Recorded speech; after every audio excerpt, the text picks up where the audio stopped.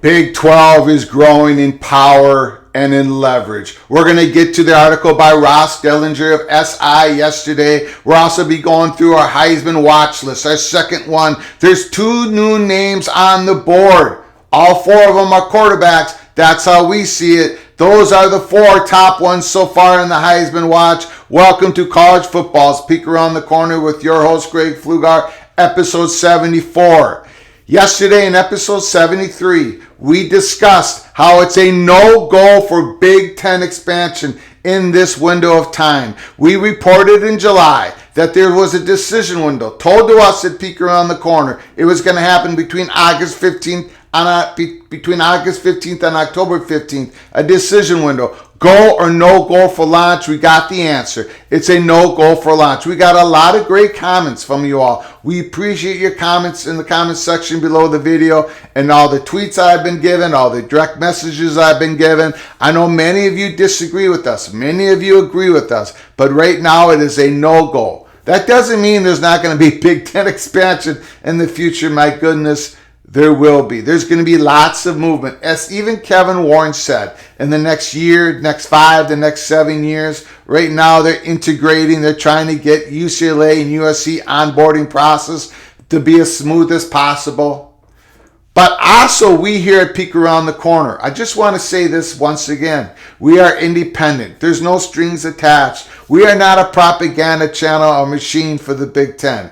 We are not going to get invited. I am not going to get invited to any Big Ten media days in the future. Not when we have broken stories in the past of the Big Ten that they did not want out. We are completely independent. We are going to be reporting on the hardships, the difficulties, the challenges of this future Big Ten with this certain composition of 16 schools, the travel issues surrounding the Olympic non-revenue sports. We're going to be talking about it at Peek Around the Corner. But yes, more expansion will be happening. More conference realignment will be happening throughout college sports.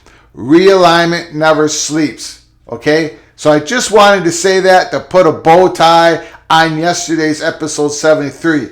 But this is episode 74. And we're going to be talking about the Big 12's growing power and leverage. You can see it. You can feel it. Let's get into the article. Again, smash that like button if you like our content. Please subscribe to our ever-growing channel and share the video with your family and friends. We thank you so very much.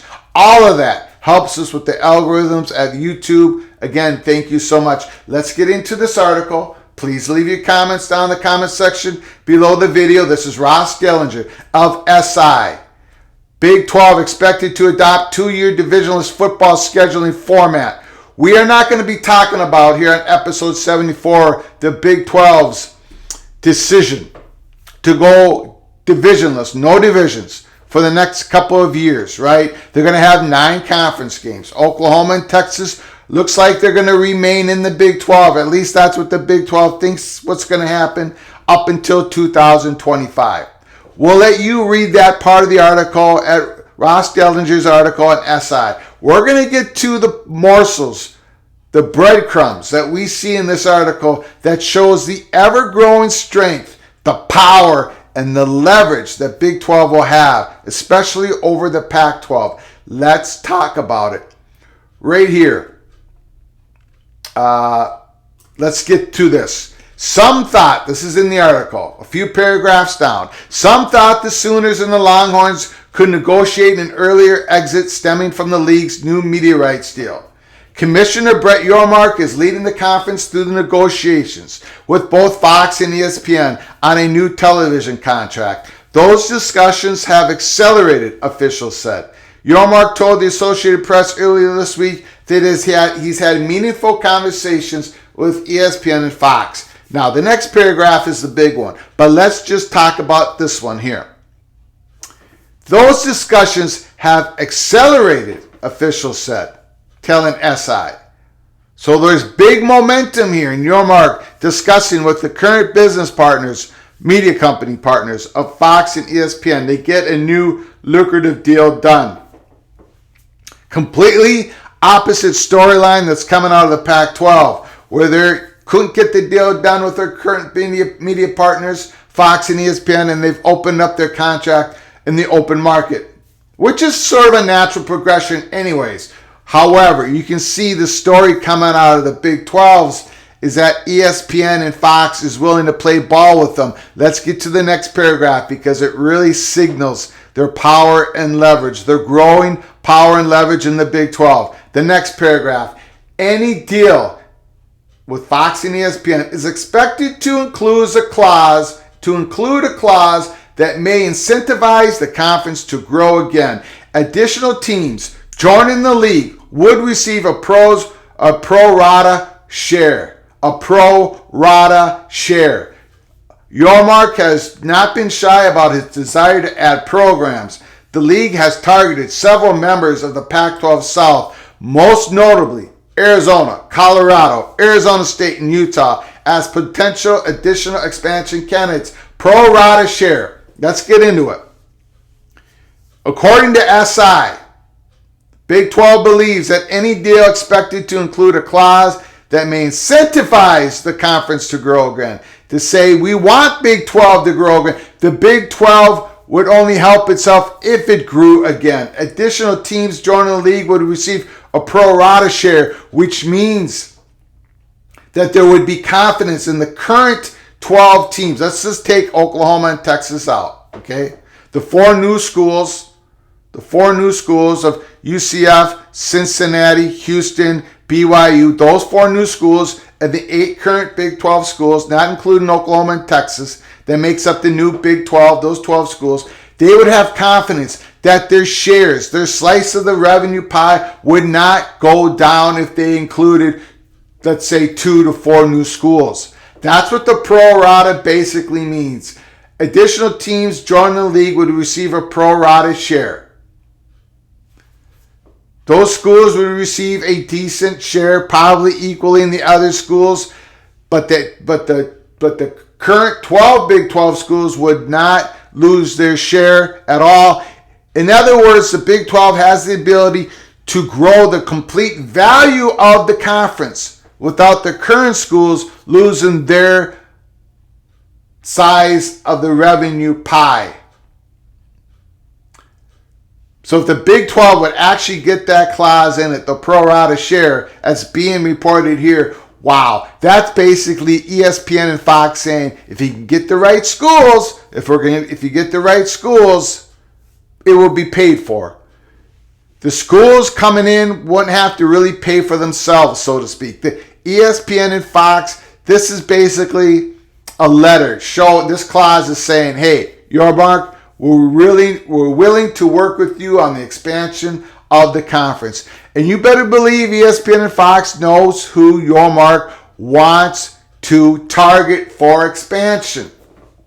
This gives tremendous leverage for Yormark in the Big 12 as they wheel and deal, as Yormark continues to wheel and deal to try to expand the conference.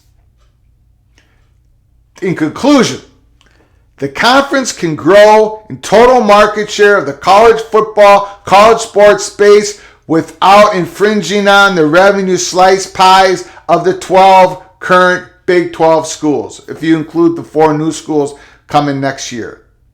That's what the pro rata share does.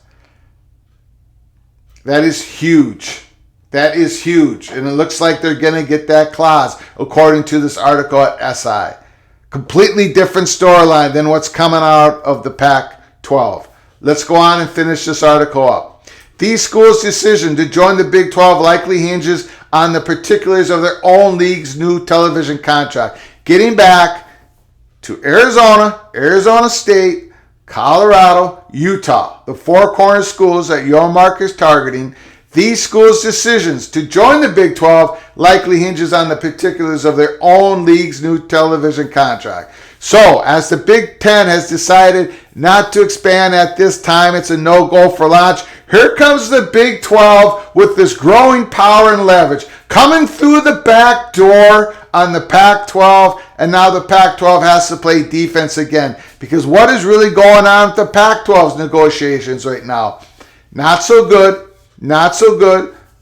George Kliavkoff trying to get that deal done with potentially Apple TV or Amazon to stave off the Big 12 expansion plans. Going back to the article, the Pac-12 is in the process of negotiating its own deal. Each conference annual distribution is at the core of the issue. The Big 12 paid out $43 million to its members last year, while the Pac-12 paid out $33 million. Projections of the new TV deals range widely. Those in the Big 12 claim their distribution could be as much as $10 million more than the Pac-12's projected payouts. Pac-12 officials trying to preserve their own league say those projections are inaccurate and their league is more valuable. In the battleground of the Pac-12 versus the Big 12 territorial battle is the Big 10, whose commissioner has publicly expressed an interest in continuing to expand its footprint. Yes, he has, and he wants to. He's an expansionist. It's no secret that Kevin Warren's most likely targets are several schools from the Pac-12, including Oregon, Washington, Cal, Stanford. Last paragraph. That said, earlier this week during Big Ten Media Days, Warren tempered any expectations on expansion, saying that the focus is instead on USC's impending arrival. So there it is. Pac-12 trying to stave off Big 12's encroachment, trying to stave off Big 12's ability to expand, to take Pac-12 schools. Two or four of those schools that we mentioned, Arizona State, Colorado, Utah. But my goodness, the information from this article that states that it's likely that the Big 12 will have a clause, a Pro Rata clause in their contract. That's an invitation for the Big 12 to grow its conference. An invitation from Fox and ESPN. That's a huge story. Again, every time we do one of these stories, you can see the growing power, the growing strength, the growing leverage of Brett Yormark and the Big 12. We're going to stay with the story. Please stick with us here at Peek Around the Corner. Lots of things going on. Pac-12 negotiating their contract. Big 12 negotiating their contract. Big stuff. We're also going to have to carry the news coming out of the Big Ten soon about its 2023 schedule and how it's going to go on in 2024 with those 16 schools. What's the permanent rival situation going to be for each of the schools? 9 or 10 conference games, probably going divisionless. Same with the SEC. We have so much to coverage in the changing landscape of college sports. So please stick with us. Let's get to our Heisman list real quick. C.J. Stroud, number 1.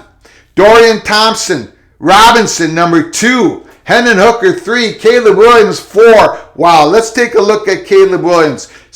Quarterback of the undefeated USC Trojans, completing 64.9% of his passes, almost 1,600 yards of passing, 14 touchdowns, 1 interception, 159.4 quarterback rating. Caleb Williams, he's been a little bit up and down, but it looks like he's coming up now. He's getting used to what's going on at USC. He's getting used to his players. Caleb Williams is probably going to finish very strong here in the second half of the season. He's also ran for 178 yards.